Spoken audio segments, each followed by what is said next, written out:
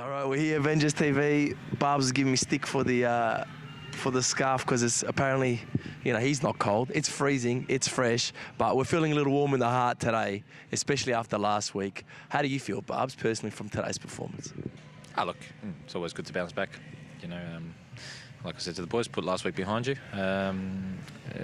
You got 7 days to redeem yourself, which is a good thing with football. Next week comes around pretty quickly. We work very hard on the track during the week, and we didn't start the greatest today. It was a bit of a slow start. It was a bit of a slow start, but eventually once we scored our first goal, we sort of the mojo came back, and the boys started to play, and pretty comfortable in the end. I'm pretty curious. So you said you worked on. What would you work on this week?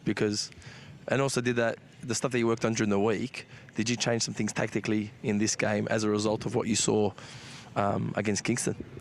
Yeah, well, look, we went back to our 4-4-2 shape with two strikers and our wide guys, which we've been mostly played the better part of the season that way. Yeah. It just depends on personnel as well and who's available and what last week we were forced into making a few late changes, probably disrupted us just a little bit, I think.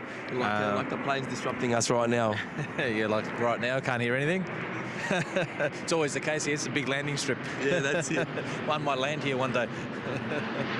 Yeah, so we changed a few things. Marginal tweak. Probably took 20 or so minutes to get a grasp of the game, but once we kind of did, and we kept possession, which is what we're good at, and the boys backed themselves to play. I thought there were some very good patches. Still things to work on, but a result's a result. Talking about some changing personnel, Zinni came back into the side this week, so we had that pace again. You got Elvis on the left, Zinni on the right. Do you think that was a big factor today in particular? Yeah, look, I went with a bit of mobility today. That was one of the reasons for the changes. I felt we need to be mobile up front and give the boys in midfield and in defence some passing options further up the pitch. So the mobility was important. Obviously, our pace is one of our strengths. So Steph coming in today did help, and I thought Ute had a very good game too from midfield. He was very dynamic coming forward, making late runs as well. So overall pretty happy. I guess that's a pace, or pretty much almost is some of the reason why we led to that red card there when the ball was played through. Do you think because it came pretty late in the second, not late in the second half, like early to mid-ish in the second half, that red card. Yeah. Do you think that was it? That was the moment we go, now we've got this? Do you think we would have got that win without that red card? What do you honestly feel in your heart? I think at that stage we did have relatively, 1-0 up, we were relatively in control of the game. Obviously, when they go down to 10 men, they're sort of, backs against the wall and they're chasing things. But to be fair to them, they came out a little bit though. Yeah, they did, and we expected that. We expected that, with they're playing at home. Yeah, they got behind. So they got in behind a couple of times. I think they're much improved from first round, from when we played them. And I think they'll give some teams some difficult moments, as they gave us some difficult moments. So I think they're on the improve. All right, the real important question is, it's a couple hours away, Socceroos, France. If you're Bert van Marwijk, right, and you're looking at that French squad, and you've got those Australian players tonight, what would you say to them to pump them up before the game, knowing that clearly they're not as strong as the French team? Well, look, Australia's qualified just like France is. So don't be so diplomatic. Come on, we're going to get slapped. What would you say, Bubs? How do you give them confidence? Well, look, they've got to play their own game. Obviously, he's got a game plan set up, which will obviously, hopefully, counteract the French. He's a very experienced coach, so I'm sure he's been there, done that before. So he's on that stage. Some of the players are obviously new to it, but I think all the players will be pumped. What's the biggest stage to play on in the World Cup?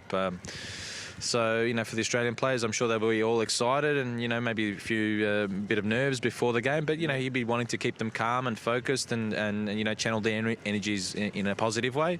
So whatever game plan he's got, I'm sure he'll just reinforce the message that he's been working on throughout the whole week. So I'm sure he reinforced that, tell the boys to be, calm and patient out there and, and do the things that they're good at. Hey, Bubs, would you ever do it? If someone said to you, take over the Australian, it's a big job, right? There's a lot of pressure. Do you honestly reckon that's something that you could, you know, if you were career went further and further and further as a coach, because you've been in for a while, but you know, the more success you get, you never know, these things can slowly happen. Would you ever do it? Nah, Dimmy, listen, I'm not a career coach by any stretch of the imagination. No, look, that's far way beyond any expectation for myself. You know, this is probably the highest level that I'll achieve as a coach, and probably once I walk away from Avondale, that's it for me. That's it. Hey, Barbs, thanks again. Congrats with the win.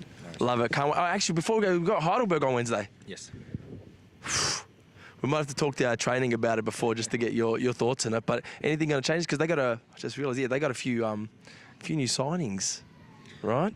Look, unlike most teams, they've all strengthened in the window. Every team wants to sort of get stronger and bring in some fresh faces, and which will boost them for the second half of the season. You know, Heidelberg's a good side. You know, they won the NPL title last year, so they're obviously. And they're up there this year as well, so they're a good side. So we can't underestimate them by any stretch of the imagination. We had a good tussle against them, a couple of weeks ago at Altona there, and I expect another tough encounter at Heidelberg's ground on Wednesday night.